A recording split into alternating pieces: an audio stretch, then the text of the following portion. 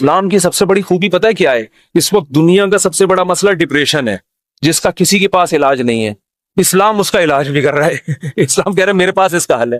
میں اگر لسٹ بنانا شروع کروں نا لوگوں کے فون سن کر کہ کتنے لوگ ہیں جن کے میرے بیان سن کے ایک 5 سال سے ڈپریشن کی گولیاں کھا رہے تھے، وہ گولیاں چھوٹ گئیں، تو آپ حیران ہو گئے۔ آپ کہہ سکتے ہو مفتی صاحب آپ چٹکلے سناتے ہو اس لیے، نا نا نا نا نا، وہ بیانات سن کے جو میرے بیانات اسپیشل اسٹریس اور ڈپریشن کے بارے میں ہوئے ہیں۔ آج مغرب کے بعد اسلام آباد سے ایک صاحب کا فون آیا، میں نے اتفاق سے اٹھا لیا، اور مفتی صاحب کب سے تلاش میں؟ میں نے کہا کیا ہو گیا بھائی؟ کہہ رہے ہیں بھائی میں کئی سالوں سے ڈپریشن کی گولیاں کھا رہا ہوں، میری ڈپریشن ختم نہیں ہو رہی تھی، آپ کا میں نے ایک ڈپریشن کے خلاف بیان سنا، ڈپریشن کیسے ختم کریں یہ تھا یا پتہ نہیں کیا تھا۔ کہہ رہے ہیں میں حیران ہوں کہ میری ڈپریشن ختم ہو گئی، اور وہ تو کہہ رہے ہیں میں نفسیاتی ڈاکٹروں سے جا کے لڑ رہا ہوں کہ یار اس مولوی کے بیان سن کے میں ٹھیک ہو گیا، جو نہ ماہر نفسیات ہے نہ کوئی ڈپریشن پہ اس نے کورس کیے ہوئے ہیں، اور تمہارے گولیاں کھا کھا کے میں ٹھیک نہیں ہو رہا۔ تو میں نے اس سے کہا میرے بھائی یہ مولوی کا کمال بولو نہیں، ہم بھی جو خوش ہیں تو اسلام کا، ہم تو نہیں کہتے ہم سچی پکے مسلمان ہیں بھائی، ہم تو بہت ہی نالائق ہیں۔ ایک نسبت ہے اسلام کی طرف، وہ تسلیاں دیتا رہتا ہے، وہ کیا کرتا رہتا ہے؟ وہ تسلیاں دیتا رہتا، بھائی سب سیٹ، کوئی مسئلہ نہیں، ہو جائے گی صبر، ٹھیک ہے نا؟ کیا مطلب؟ یعنی پریشانی دور ہو جائے گی، یہ مطلب کچھ اور لے کے جا رہے ہیں، ویسے میں بھی وہی مراد میں۔ اچھا خیر، اس کی ایک مثال دیتا ہوں میں، ایک مثال، اس سے آپ کو سمجھ میں آئے گی بات۔ کبھی کبھار نا مجھے جوش چڑھتا ہے تو میں فون اٹھا، بہت عرصے کے بعد میں نے فون سننا شروع کر دی ہے، لیکن پھر وہ بھی اس لیے کہ اتنی بھرمار ہو جاتی ہے نا کہ لوگوں کی ٹینشنیں سن کے آدمی بھی تھک جاتا ہے، پھر میں بند کر کے رکھ دیتا ہوں۔ ابھی میں بالکل موبائل لیس ہو گیا، میری زندگی سے موبائل نکل گیا، تو میں نے کہا بالکل میں ویسا ہو گیا ہوں جب نیا موبائل ایجاد ہوا تھا، صحیح ہے نا؟ اب میں نے دوبارہ تھوڑا سا پھر بند کر دوں گا۔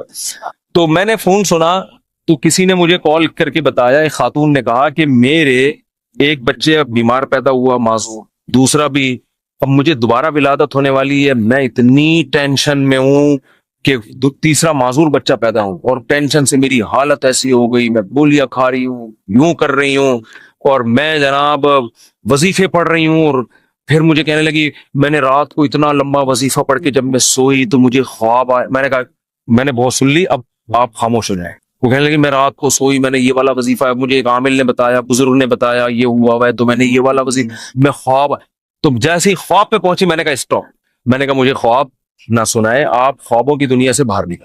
کہہ رہی مجھے کوئی وظیفہ بتا دے۔ میں نے کہا میں آپ کو وظیفہ بالکل بھی نہیں بتاؤں، کیونکہ آپ کو یہ والا وظیفہ پڑھنے سے یہ والا خواب آ رہا ہے، دوسرے والے وظیفے سے دوسرا والا۔ جو آدمی پڑھ کے جب تھکاوٹ تو عجیب عجیب پھر خواب تو آتے ہیں۔ میں نے کہا محترمہ آپ کا علاج صرف ایک چیز میں ہے، آپ نے یہ کیوں فرض کر لیا کہ معذور بچہ مجھے کسی قیمت پہ نہیں چاہیے؟ یہ سوچ غلط ہے، آپ خدا سے لڑ رہی ہو۔ سمجھ میں آ رہی ہے بات؟ اس دنیا میں آپ کی مرضی بولو نہیں، اس میں خدا کی چلے، خدا کی مرضی پہ راضی ہو جاؤ، دعا مانگو، کوئی وظیفے نہیں پڑھو، دماغ خراب، خواب آ رہے ہیں جو چھوڑ دیں ان کو، حقائق کی دنیا میں آؤ، دعا مانگو، اے اللہ مجھے نیک صالح اولاد دے، گڑ گڑاؤ اللہ کے، اور اے اللہ مجھے صحت مند اولاد دے، مجھے آزمائش میں نہ ڈال، دعا گڑ گڑا کے مانگو، لیکن دل میں یہ رکھو میرا کام تھا مانگنا، ہوگا وہی جو اس کی بولو مرضی، اور جو ہوگا میرے حق میں بہتر ہو، میرا خدا میرے ساتھ غلط۔ میں نے کہا یہ ذہنی طور پر تیار ہو جاؤ کہ تیسرا بھی معذور ہو سکتا ہے، یہ کیا میری تو زندگی ایسی۔ میں نے کہا بھائی یہ زندگی کے لیے ہم پیدا ہی نہیں ہوئے ہیں، اصل ہماری کیا ہے؟ وَإِنَّ الدَّارَ الْآخِرَةَ لَهِيَ الْحَيَوَانُ، قرآن کہہ رہے ہیں اصل آخرت ہے، یہ دنیا تو مسافر خانہ ہے، وہ لانڈی جا رہے ہو، لٹک کے سفر کر رہے ہو، جگہ نہیں مل رہی، فون کر رہا ہے، W11 میں لٹک کے جا رہا ہے نا، W11 لانڈی جاتی ہے، کہاں جا رہی ہے آج کل؟ ٹاور تو جاتی ہے، اس سے آگے نہیں جا رہی، کیا فائدہ W11 ہم فضائل سن ایسا آباد سے آپ W11 میں بیٹھے، جگہ نہیں ملی، لٹک کے جا رہے ہیں آپ، گانوں کی آواز آپ کو کھڑکی سے ہوتی ہوئی آ رہی ہے، W11 میں تو لوگ گانے سننے کے لیے بیٹھتے ہیں، آپ کو مزہ ہی نہیں آ رہا، اور پھر پاؤں میں کھڑے ہوئے آپ، اب آپ ادھر فون کر رہے ہیں ادھر فون کر رہے ہیں، مفتی صاحب کوئی وظیفہ بتا دیں سیٹ مل جائے۔ میں کیا بولوں گا؟ ابے بھائی ٹاور اتر جائے گی گاڑی، صبر کر لے تھوڑا سا، جو بیٹھے ہوئے وہ بھی ٹاور پہ اتریں گے، تیرا باپ بھی ٹاور پہ اترے گا، تمیز سے اگر سمجھ میں نہیں آئے گی یہ بولوں گا نا، اتر جائے گا ٹاور پہ، صبر کر لے۔ وہ کہہ رہے نہیں وہ اس کھڑکی میں جو بیٹھا ہوا اتنے مزے سے وہ تو سب کچھ دیکھ رہا ہے بھائی، کھڑکی میں ہوا بھی آ رہی ہے، اس کو کرایہ میں نے بھی اتنا دیا، خدا کیا نا انصافی کر رہا ہے، اس کو کھڑکی ڈرائیور کے ساتھ بٹھا دیا اور مجھے لٹکا دیا۔ خدا کہے گا بھائی وہ جو وہاں بیٹھا ہوا ہے نا، تو پھر بھی 2 منٹ میں آرام سے اتر کے چلا جائے گا، وہ جو وہاں گھسا ہوا ہے اس کو نکلتے 2 دفعہ جیب کٹے گی اس کی، صحیح ہے نا؟